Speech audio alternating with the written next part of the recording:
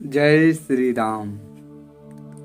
आज जो है देवउठनी एकादशी या देव प्रबोधनी एकादशी पूरे भारत देश में बहुत हर्षो और उल्लास के साथ मनाया जा रहा है। आज हम इन्हीं के बारे में चर्चा करेंगे और आपको बतलाएंगे कि एकादशी का जो त्यौहार है क्यों मनाया जाता है, इनके पीछे कारण क्या है, इनकी कथा क्या है।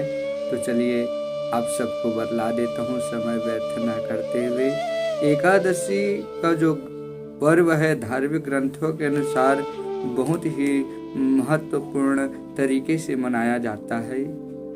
यह जो भक्तों के लिए खास तौर पर प्रस्तुत है देवउठनी एकादशी की प्रमुख 3 पौराणिक कथाएं।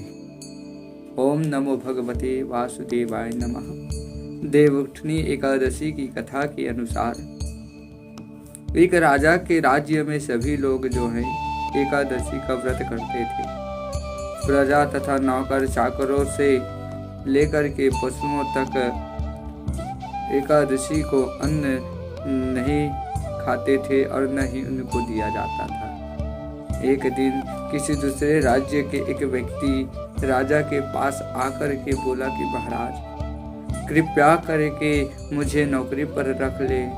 तब राजा ने उनके सामने एक शर्त रखी कि ठीक है, मैं तुमको नौकरी पर रख लेता हूँ, किंतु रोज तो तुम्हें खाने में सब कुछ मिलेगा, पर एकादशी के दिन आपको अन्न नहीं मिलेगा।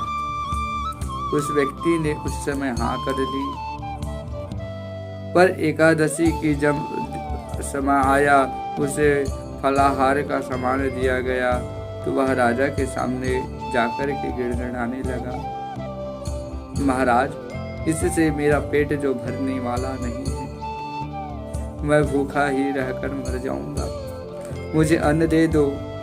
राजा ने उसे सत्य की बात याद दिलाई, पर वह अन्न छोड़ने को राजी नहीं हुआ।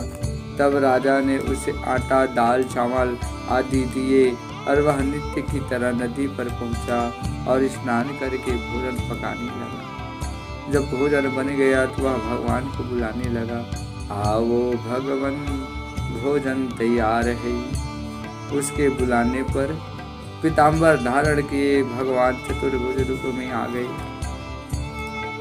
तथा प्रेम से उनके साथ भोजन करने लगे। भोजन आदि करके भगवान अंतर्धान हो गए तथा वह अपने काम पर चला गया। 15 दिन बाद जब अगली एकादशी को वह समय आया तो वह राजा से कहने लगा कि महाराज मुझे दुगुना सामान दीजिए। उस दिन तो मैं भूखा ही रह गया। राजा ने कारण पूछा तो उसने बताया कि हमारे साथ भगवान भी खाते हैं, इसलिए हम दोनों के लिए तो सामान पूरा नहीं होता। यह सुनकर राजा को बड़ा आश्चर्य हुआ। वह बोला, मैं नहीं मान सकता कि भगवान तुम्हारे साथ भोजन करते हैं। मैं इतना व्रत रखता हूँ, पूजा करता हूँ, पर भगवान ने मुझे कभी दर्शन नहीं दिए। राजा की बात को सुन करके वह बोला, महाराज यदि विश्वास ना हो तो साथ चल करके देख लो। राजा एक पेड़ के पीछे छिप करके बैठ गया। उस व्यक्ति ने भोजन बनाया तथा भगवान को शाम तक पुकारता रहा, परंतु भगवान न आए। अंत में उसने कहा कि हे भगवान, यदि आप नहीं आए तो मैं नदी में कूदकर प्राण त्याग दूंगा, लेकिन भगवान नहीं आए। तब वह प्राण त्यागने के उद्देश्य से नदी की तरफ बढ़ने लगा। प्राण त्यागने का उसका दृढ़ इरादा जान शीघ्र भगवान ने प्रकट होकर उनसे रोक लिया और साथ बैठ करके भोजन करने लगे। खा पी करके वे उसे अपने विमान में बिठाकर अपने धाम में ले गए। यह देख राजा ने सोचा कि व्रत उपवास तब तक कोई फायदा नहीं होता जब तक कि मन शुद्ध ना हो। इससे राजा को ज्ञान मिला, वह भी मन से व्रत उपवास करने लगा और अंत में वह भी स्वर्ग को प्राप्त हुआ। अब बात करते हैं कथा की। भगवान श्री कृष्ण की पत्नी सत्यभामा को अपने रूप पर बड़ा गर्व था। प्रथम कथा है, वे सोचती थी कि रूपवती होने के कारण ही श्री कृष्ण जो है उनसे अधिक स्नेह करते हैं। एक दिन जब नारद जी उधर गए तो सत्यभामा ने कहा कि आप मुझे आशीर्वाद दीजिए कि अगले जन्म में भी भगवान श्री कृष्ण ही मुझे पति के रूप में प्राप्त हो। नारद जी बोले, नियम यह है कि यदि कोई व्यक्ति अपनी प्रिय वस्तु इस जन्म में अगर दान करे तो वह उसे अगले जन्म में अवश्य प्राप्त होता है।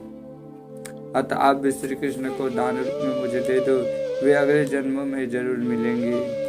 सत्यभामा ने श्री कृष्ण को नारद जी को दान स्वरूप में दे दिया। जब नारद जी उन्हें ले जाने लगे तो अन्य रानियों ने उसे रोक लिया। इस पर नारद जी बोले, यदि श्री कृष्ण के बराबर सोना व रत्न दे दो तो मैं तुम्हें छोड़ देंगे। तब राजू में एक पलड़े में श्री कृष्ण को बैठाया गया और दूसरे पलड़े में सभी रानियों ने अपने अपने आभूषण चढ़ाने लगे, पर पलड़ा बस टस के मस नहीं हुआ। यह देख सत्यभामा ने कहा, यदि मैंने इन्हें दान किया तो उबार भी लूंगी। यह करके उसने अपने सारे आभूषण चढ़ा दिए, पर पलड़ा नहीं हिला। वे लज्जित हो गई। समाचार जब रुक्मिणी ने सुना तो वह भी तुलसी पूजन करके उसकी पत्ती ले आई। उस पत्ती को पलड़े पर रखते तुला का वजन बराबर हो गया। नारद तुलसी दल लेकर के स्वर्ग को चले गए। रुक्मिणी श्री कृष्ण की बड़रानी थी। तुलसी के वरदान के कारण ही वे अपनी अन्य रानियों को सौभाग्य की रक्षा कर सकी। तब से तुलसी को यह पूज्य पद प्राप्त हो गया कि श्री कृष्ण उसे सदा अपने मस्तक पर धारण किए रहते हैं। एकादशी को तुलसीदास जी का विशेष व्रत पर पूजन किया जाता है। बात करते हैं दूसरी कथा की। तो एक राजा, उसके राज्य में प्रजा सुखी थी। एकादशी को कोई भी अन्न नहीं बेचता, सभी सलाहकार फलाहार करते थे। एक बार भगवान ने राजा की परीक्षा लेनी चाहिए। भगवान सुंदरी रूप धारण किया तथा सड़क पर आड़ करके बैठ गए। तभी राजा उधर से चकित रह गए। उसने पूछा कि हे सुंदरी, तुम कौन हो और इस तरह यहाँ क्यों बैठी हो? तब सुंदर स्त्री बने भगवान बोले, मैं निराश्रित हूँ, नगर में मेरा कोई जाना पहचाना नहीं है, किससे सहायता मांगो? राजा उसके रूप पर मोहित हो गया। वह बोला, तुम मेरे महल में चल कर के मेरी रानी बन करके रहो। सुंदरी बोली, मैं तुम्हारी बात मानूंगी, पर तुम्हें राज्य का अधिकार मुझे सौंपना होगा। राज्य पर मेरा पूर्ण अधिकार होगा। मैं जो भी कहूँगी, बनाऊंगी, खिलाऊंगी, तुमको खाना पड़ेगा। राजा उसके रूप में पहले से मोहित था, अतः उसने हाँ कर दी। अगले दिन एकादशी थी। रानी ने हुक्म दिया, बाजारों में अन्न की तरह आज अन्न बेचा जाए। उसने घर में मांस मछली आदि पकवाए, पड़ोस करके राजा से खाने के लिए कहा। यह देख करके राजा बोला, रानी आज एकादशी है, मैं तो केवल फलाहार ही करूँगा। तब रानी ने शर्त याद दिलाई और बोला, या तो खाना खाओ, नहीं तो मैं बड़े राजकुमार का सिर काट लूँगा। राजा ने अपनी स्थिति बड़े रानी से कही तो बड़े रानी बोली, महाराज धर्म न छोड़े, बड़े राजकुमारी को गिरा दे, राजकुमारी का सिर दे दे। पुत्र तो फिर से मिल सकता है, पर धर्म मिलने वाला नहीं। इस दौरान बड़ा राजकुमार खेल करके आ गया। माँ की आंखों में आंसू देख करके वह बोली, मैं सिर देने के लिए तैयार हूँ। पिताजी के धर्म की रक्षा होनी चाहिए, जरूर होगी। जब रानी के रूप में भगवान विष्णु ने प्रकट होकर के असली बात बतलाई, राजन तुम इस कठिन परीक्षा में पास हो गए हो। भगवान ने प्रसन्न मन से राजन से वर मांगने को कहा। तो राजा बोला, उसका दिया सब कुछ है, तुम्हारा उद्धार कैसे करे? उसी समय वहाँ एक विमान उतरा। राजा ने अपना पुत्र राज्य को सौंप दिया और विमान में बैठ कर के परम धाम को चला गया। अब बात करते हैं तीसरी कथा की। देवउठनी एकादशी की एक प्रमुख कथा शंखचूड़ नामक राक्षस की है। शंखचूड़ ने सूर्य तीनों लोकों में बहुत ही उत्पात मचाया। तब सभी देवताओं के आग्रह करने पर भगवान विष्णु ने उस पर राक्षस से युद्ध किया और यह युद्ध कई वर्षों तक चला। युद्ध में वह असुर मारा गया और इसके बाद भगवान विष्णु विश्राम करने चले गए। कार्तिक शुक्ल एकादशी के दिन भगवान विष्णु की निद्रा टूटी थी और सभी देवताओं का भगवान विष्णु की पूजन की थी। शिव पुराण के अनुसार पौराणिक समय में दैत्यों का राजा दंभ हुआ करता था। वह बहुत बड़ा विष्णु भक्त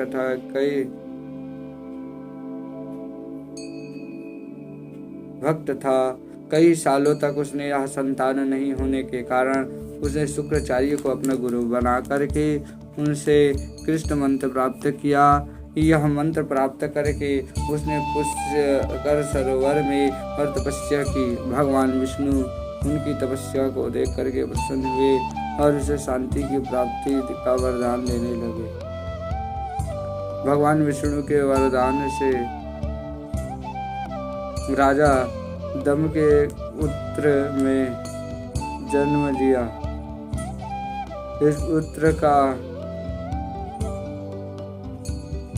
नाम था शंखचूर्ण।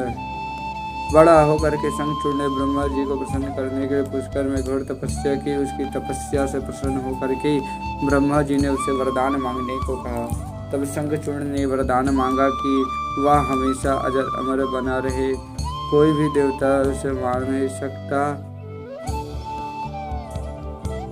और कहा कि वध जोरन का जाकर के धर्मराज की पत्नी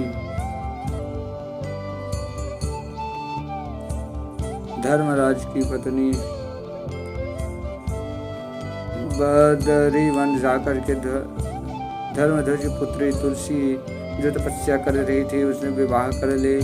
शंखचूर्ण ने जैसा ही किया तुलसी के साथ जाकर के विवाह किया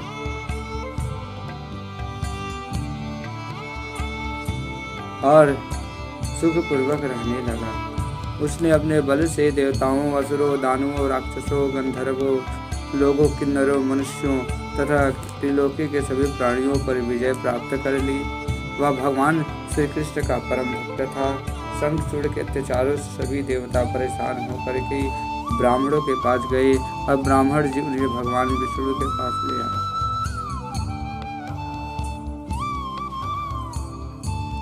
और शंखचूर्ण देवता परेशान होकर ब्रह्मा जी के पास गए। ब्रह्मा जी ने भगवान के पास ले गए। भगवान विष्णु ने कहा, शंखचूर्ण की मृत्यु भगवान शिव के त्रिशूल से ही होगी, अतः आप उनके पास जाएं। भगवान शिव ने चित्रार्थ नामक गण को अपना दूत बना करके शंखचूर्ण के पास भेजा। चित्रार्थ ने शंखचूर्ण को समस्या की समझाया कि वह देवताओं का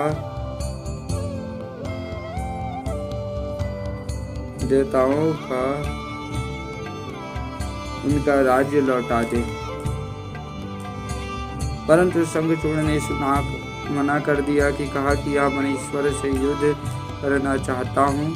भगवान शिव को जब यह पता चली तो युद्ध के लिए अपनी सेना लेकर निकल पड़े।